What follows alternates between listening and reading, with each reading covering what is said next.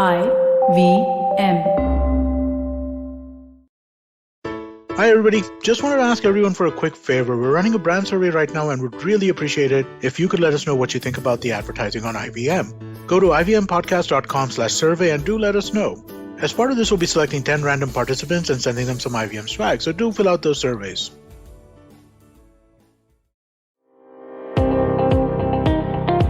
Welcome to All Things Policy, a daily podcast supported by Pragati, a flagship media initiative of the Takshashila Institution. We are a bunch of policy nerds based in Bengaluru, and we like to bring fresh perspectives to Indian affairs and an Indian perspective to global affairs.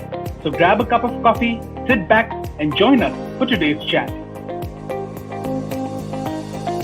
Hi, welcome to this week's episode. And here we will talk about how new cities can help create new jobs. And in a country like India, which needs a large number of jobs, over 20 million jobs every year, creating new cities might be a very interesting and important option for us all to consider. Today, Aarushi Kataria and I, Sridhar Krishna, will talk about the origin of cities, why cities are good, and how can new cities be created. Hi, Aarushi. How are you? I'm doing well. How are you? I'm well too, Aarushi. And I think the idea of living in a city, I've always lived in a city except for 4 years when I spent in Pilani, which is definitely not a city. And but at the same time, you can't call it really a rural area because it was inside a college campus. And college campuses are as urban place as you can sort of imagine, right? It's urban in every nice way in terms of it's a place where men and women are fairly equal. It's a place where it's safe. It's a place where you have great conversation. You're fully entertained by like a large number of people. So yeah, there are lots of fun things to do, and everything is within a small, easily walkable area. But it's also not a city. I mean, you don't have different types of industries. You don't have people going out for jobs. You don't have you don't have like a transport system. There were roads and there were bicycles. I mean, if you call that a transport system, but yeah, I think so. I've largely lived in cities, right? I think that's a fact. What about you? I mean, have you lived in any place other than a city? I have lived in 3 cities for the last 20 years. It's been Delhi, Chennai, and Bombay. Each of them, varying level of urbanization. But I think my biggest experience of living in a city or away from it rather has been going to college in Sonipat, which is not a city. We're about an hour away from Delhi. But even then, when you stay there, as you said, right, when you're living in a bubble of what your college campus is, it doesn't feel like you're not in a city. So I'd like to think that I've spent the last 20 years living in a city. Yeah, I know that's true, isn't it? But on the way to Pilani, right? We took a bus from ISBT in Delhi. I mean, I lived in Chennai at that time with my parents, and I took a train from Chennai, came to Delhi, and got off New Delhi station, took a bus, went to ISBT, and took a bus from there to Pilani, right?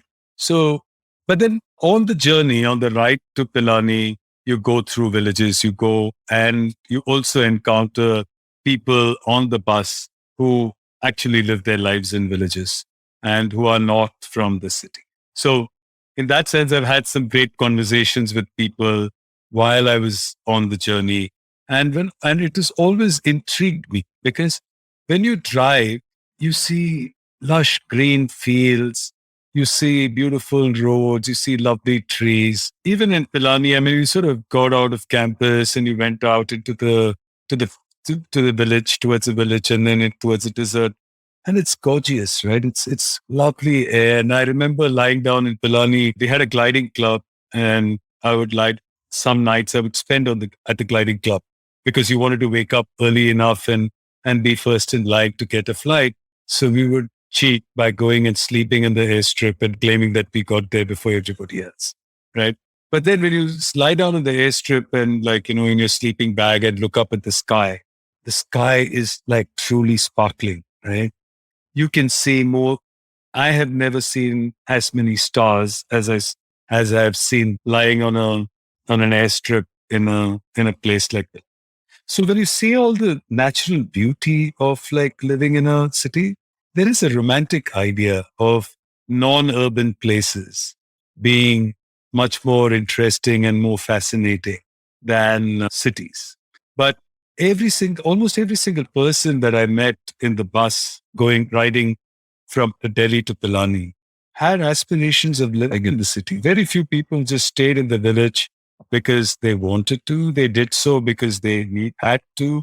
They didn't have any other choice. They didn't see a potential for themselves in cities.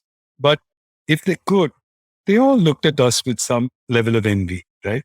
And so, yeah, I've always been wondering why that is the case. What do you think that's the reason? What is the reason, Aarushi, for people wanting to move out of villages and into cities?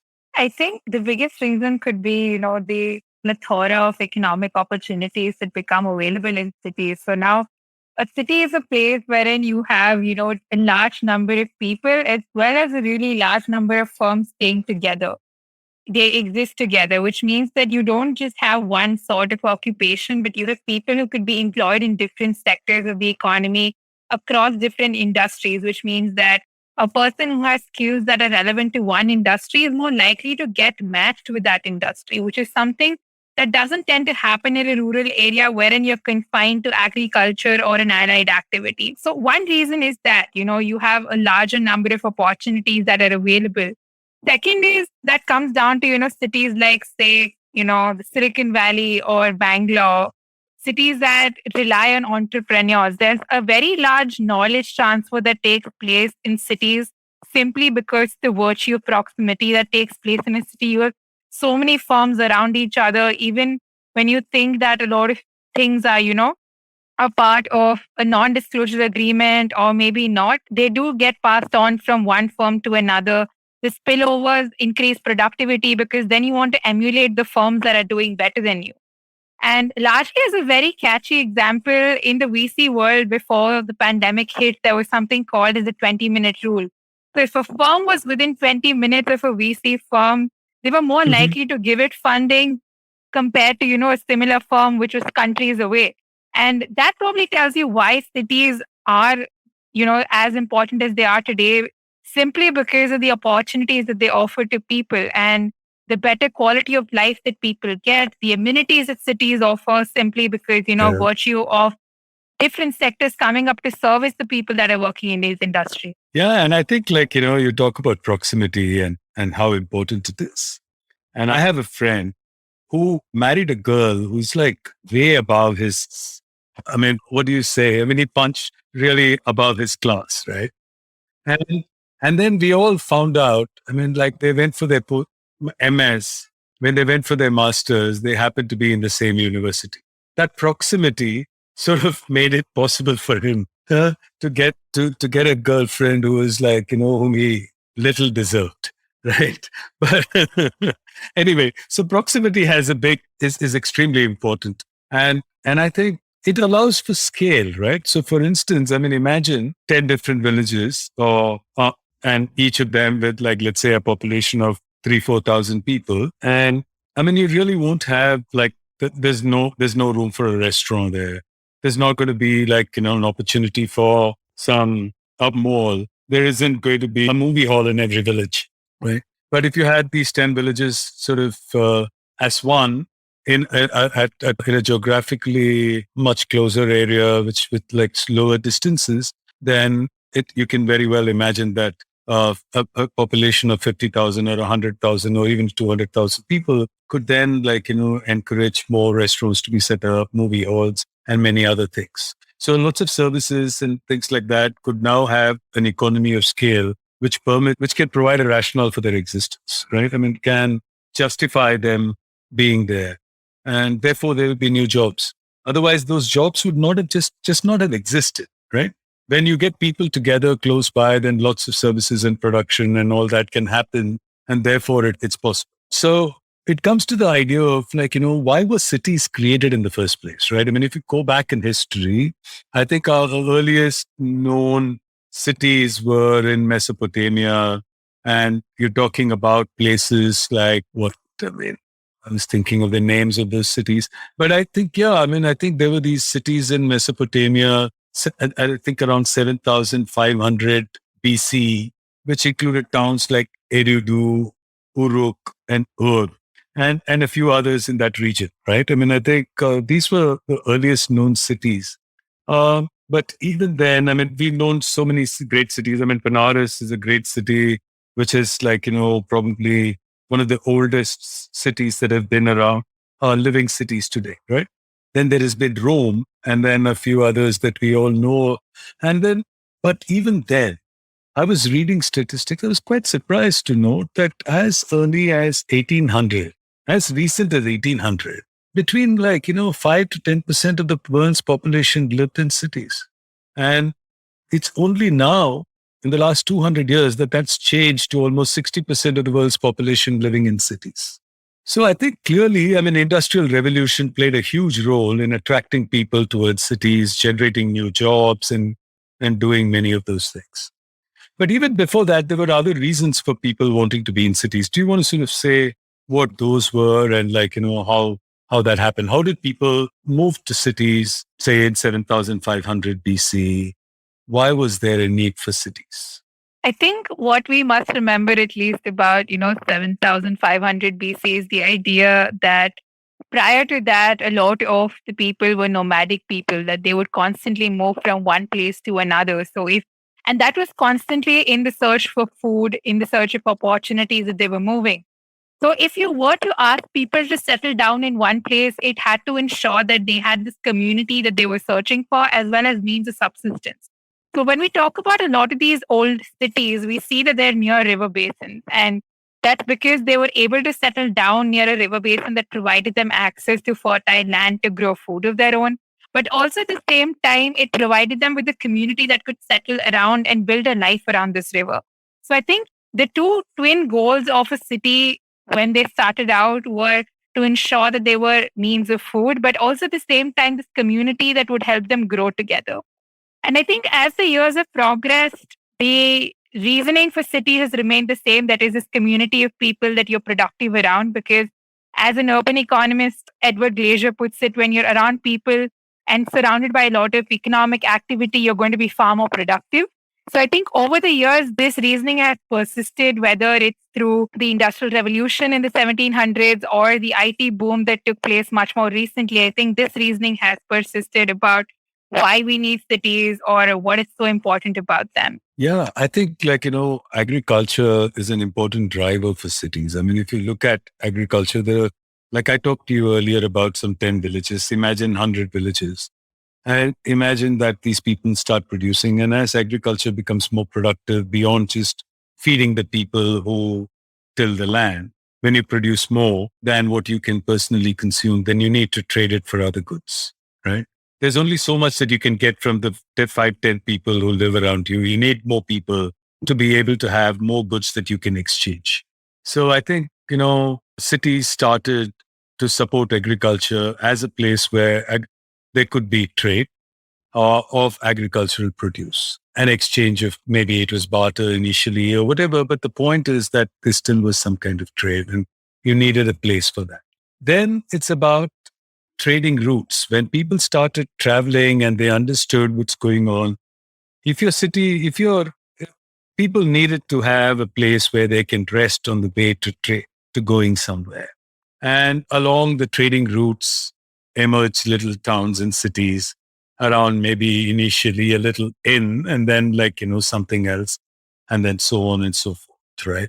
So I think maybe a place where you can exchange your horse, or maybe a place where you can feed your horse and feed yourself and get a night's sleep and rest and so on. And then it sort of expands slowly into doing other things, and maybe somebody decides to buy something that a merchant had to sell, and then this itself became a trading center. And so I think that's something that you can think of.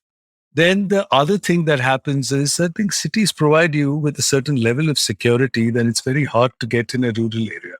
And when people get together, stay close together, they get a sense of security. Then they built all these forts and walls around them, right? So when the cities develop within the walls of a large fort or within the walls of a great city in order to provide protection. So people sort of stayed together in with higher density, living in close quarters, and then allowing for new trade and opportunities and many things to happen as a consequence. So I think cities developed as a result of that. Cities developed also because, let's say, you're a king and you wanted to sort of control a region or a territory. You needed to have like a place where you could maintain an army, grow it, develop it, build it, and cities were a kind of place for which it could, which allowed for things like that. You needed people to stay. You needed your ministers and many other people who did different functions in your government to stay close to you. So you got those people and their families and their extended brethren to sort of be there in that area.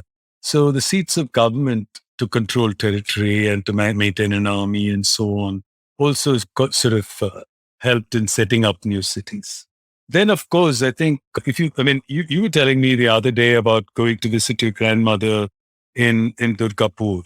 That's one of those new cities that got developed. Do you want to tell us something about the other reason why cities could get developed? So another reason why cities could end up coming up is they're planned in a way that you set up an entire city around an industry. So Durgapur is an example of that. It's set up as a steel city wherein you had, Steel Authority of India Limited's plant set up a little bit towards the outskirts of what is now Durgapur. And you created an entire township of houses, of amenities that would induce people to actually leave where they're settled for a really long time to come and work here. Because if you're going to ask someone to leave a city or a town where they've lived their entire life to come and work in a place that is just being set up, you need to induce them. And that is why there were a lot of amenities that were even set up in Durgapur before, the people were invited to come and work there.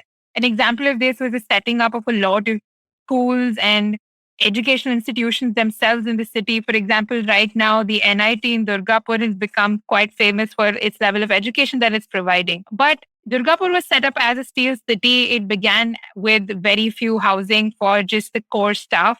But over the years, as production expanded, where it became competitive with a lot of other steel factories, the extent of the city itself expanded. And a similar example to, the extent of the city expanding could be Mumbai, or even, the idea of Gurgaon coming up, wherein Mumbai's borders expanded to create Navi Mumbai, also a planned city, or Delhi was expanded to create Gurgaon as a hub for offices. I think that is more interesting than the idea of just, a city coming up. Planned cities and the governance and policy initiatives that go behind them are so interesting. What do you think about that? Yeah, in fact, if you look at, there are reasons for new cities, which could be about these large industrial townships becoming cities by themselves, right? Durgapur became one, but I also look at places like Neyveli, which have not really emerged. They were also set up along similar lines, but I guess it's about the scale of operation, which also makes for a city. For a new city to be set up, it needs a certain number of people. According to the US Census, they have some guidelines around what you call a city. They said you must have more than, let's say, 1,000 people per square mile and more than 2,500 people in order to call something an urban area. I think by that logic, almost all of India is an urban area. But, when we talk about real cities, and I think you need many more people, right? You need a factory that can employ tens of thousands of people. You need you need other things to come up. This was probably possible a few decades ago, but I wonder whether a similar attempt to set up a city today will succeed in the same. Because there was a time when in India, mostly men went to work, right? Now, of that demographic, at least, not so many women went to work. Women stayed at home, looked after the home. Men went to work and so on. So if there were factories set up in Durgapur or somewhere else, and then you could just there were jobs for the men. So, and there were schools for the children. You could probably set up a place like that, right? While Well, today that becomes difficult, isn't it? I think because women also want to go to work, and then you might not have jobs for them unless there is some scale there. What are your thoughts, Arushi? No, I do agree with you that, this is an increasingly important aspect. And, I think we were discussing this the other day as well about, how when cities come up, this zero sum game idea that has started emerging these days that, when a new city is being set up, if you don't have the correct policies in place, especially for, private players like the developers, then the city is probably doomed to fail because as human beings, we all respond to incentives. And if we aren't giving the right incentives to people, whether it is to build the houses that people need or to shift into these cities, a city is not going to prosper. Um, an example of that was Lavasa, if I recall correctly, wherein Mm-hmm. houses were built and it was, created as the city for people to take a respite from, the hustle and bustle of living in a city like Mumbai. And yet that project didn't particularly take off for a variety of reasons. The houses remained under construction for far too long, and when they were completed, the prices were too high. So I think the biggest hurdle that probably faces us when we suggest an idea like creating new cities is probably ensuring that, the policy measures that are created and the governance that goes into these cities does leave behind people who are so crucial to the building of the city itself. Yeah, that's a great point. Let's come back to that after a short break. Hey, everybody, it's been a great week on the IVM Podcast Network.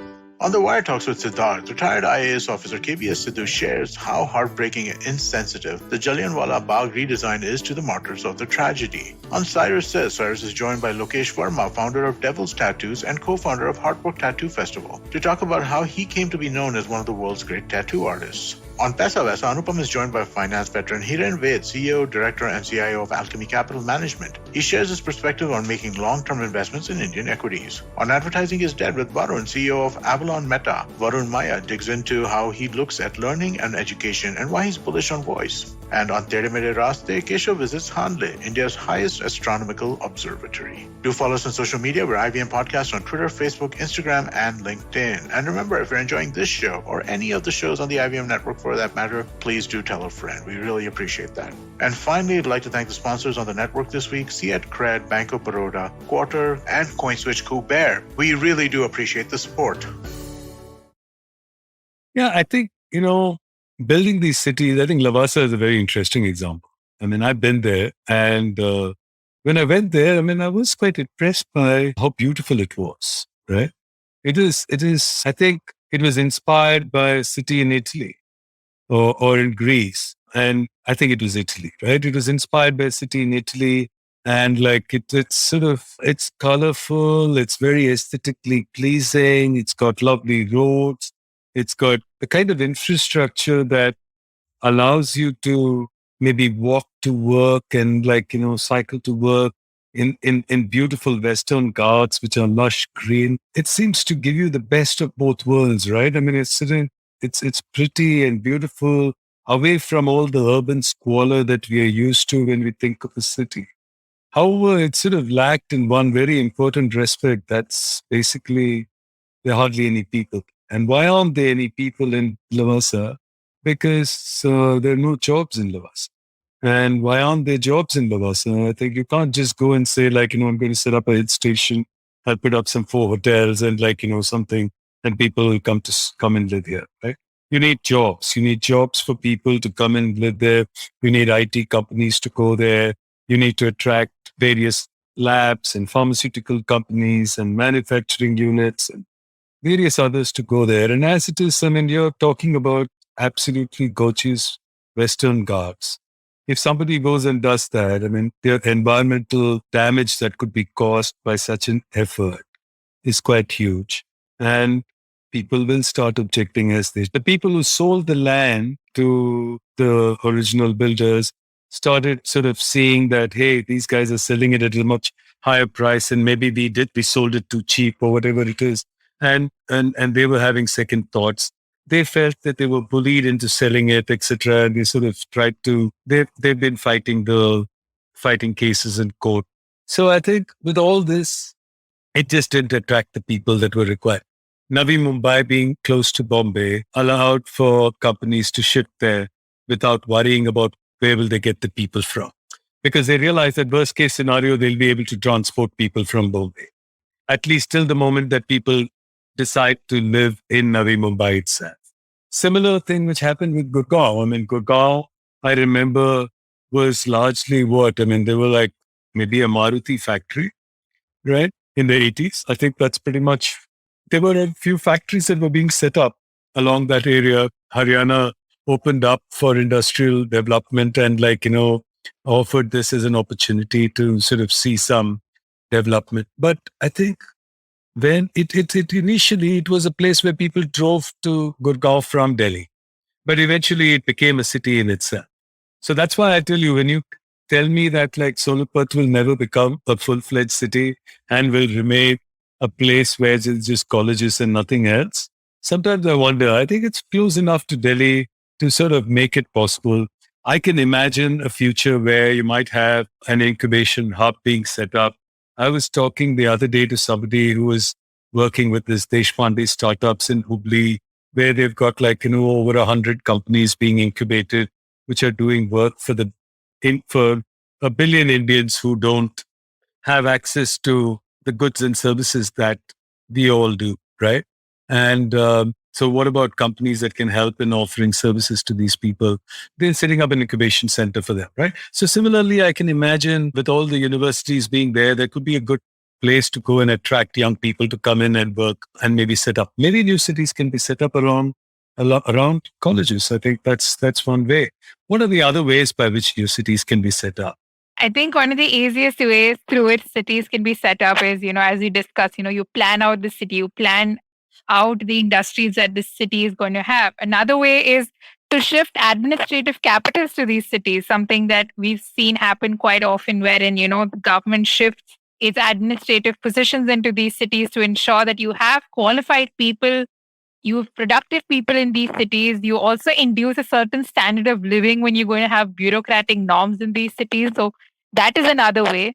And I think one more way, as we just mentioned, is, cities are known to have highly skilled labor.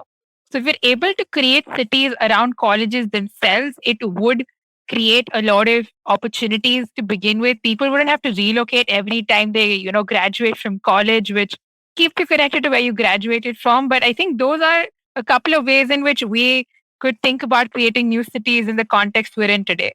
Yeah, I think look at our cities today, right? I mean, I think you could be killing two birds with one stone when you talk about shifting our administrative capitals or even our capitals, right? I mean, if you look at Gandhinagar, capital that's been set up, it's like outside of Ahmedabad. That's one way of creating a new capital, which is a little far away from your existing city. But then our current cities have all become really impossible places to live, right? So by moving, let's say Bombay, or if you look at Mumbai, look at Chennai, look at many of the other cities in our country, capital Bangalore, for instance, there is a case to be made, and I think couple of our colleagues at Takshashila, Pranay and Nitin, had a great conversation around the need to create new cities by shifting the state capitals, right? Build new state capitals for all our states. And by doing so, create new cities. And new cities means lots of new jobs being created in construction. As we know, employment elasticity in the construction industry is very high compared to many other industries. So if you can get construction jobs for people, that creates jobs. That attracts, when you're constructing a new city, you're attracting people from villages to come and help build it. Those people may end up staying back in those cities if you provide them with accommodation as part of the payment for building the city, right? Imagine that. Imagine you go and build a new capital and tell people who are coming in to work there that if you work in building the city and do X number of hours or units of work, you will get access to a home in this city. So that can help in getting a bunch of people into the city. The other is that if it's a capital that's moving, the advantage is that, it's a large government infrastructure and machinery that's moving. that means there are a large number of departments and large number of jobs that can get created as a consequence. When the government moves, there are hotels and hospitals and schools and other things which will also be required. And therefore, the spouses of the people working in government can also find jobs if such a large unit of employment moves to another new city. So I think that seems to be a great idea for setting up new cities.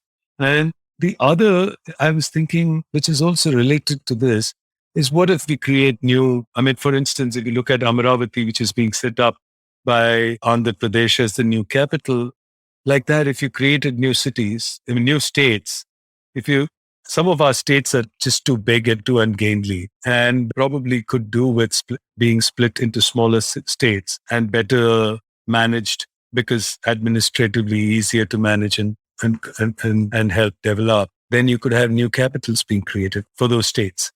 And that would mean new cities being done.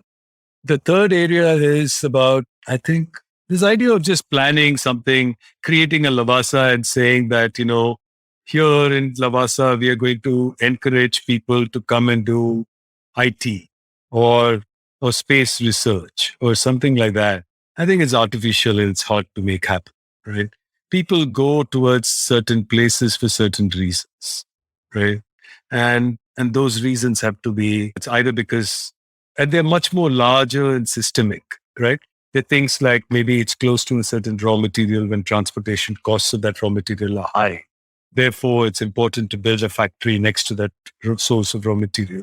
And therefore, you build a large factory there. And then that factory has various ancillary units which are supporting that factory. And therefore, you have a town and a city being developed. I mean, I think that's one way for something to happen. Or it could be new trade routes being created because of new roads being built, etc.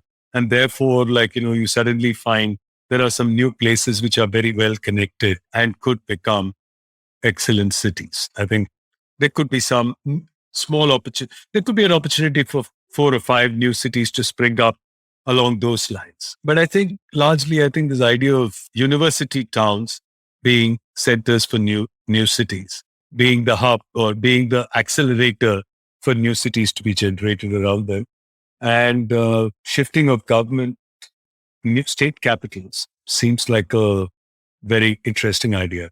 The third is around like new ports. I think India had this plan of creating a whole new ports, a whole new series of ports, right? So I think if we built better ports and built cities around them, that could be another sort of way by which we could generate new cities. But I think having said all that, building new cities is not going to be easy. But if we do build them, that could be a great opportunity to build them well, make them truly livable, ensure that you provide enough space for public spaces and public activity so that there are like enough parks and open spaces for people to use and make them fantastic, make it model and then encourage people to move to those kind of places, right? I think that could be a great way. Maybe make our cities are quite unlivable. It's hard to believe why people won't move to a new city if you build something really nice, right? And if there were jobs. So you need jobs. The government can help provide jobs. Colleges and institutions can help create a startup environment and create a cluster of jobs. And then the rest will leave to the market forces to help make happen. Yep. Thank you so much. This was a great conversation. Thanks, Aarushi. Thank you very much. If you liked our show, don't forget to check out other interesting podcasts on the IVM network. You can tune into them on the IVM Podcast app, ivmpodcast.com, or wherever you listen to your podcasts. You can also follow IVM on social media. The handle is @IVM Podcasts on Twitter, Facebook, and Instagram. And hey, if you'd like to dive into Takshashila's research on technology, strategy, and economic affairs, check us out at our Twitter handle @TakshashilaINST or our website takshashila.org.in.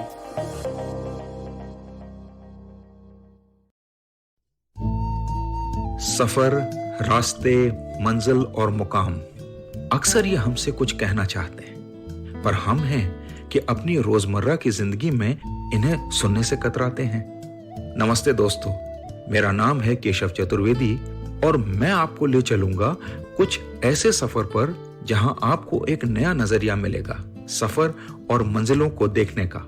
आइए इन किस्से कहानियों में डूब जाएं, हर मंगलवार और शुक्रवार।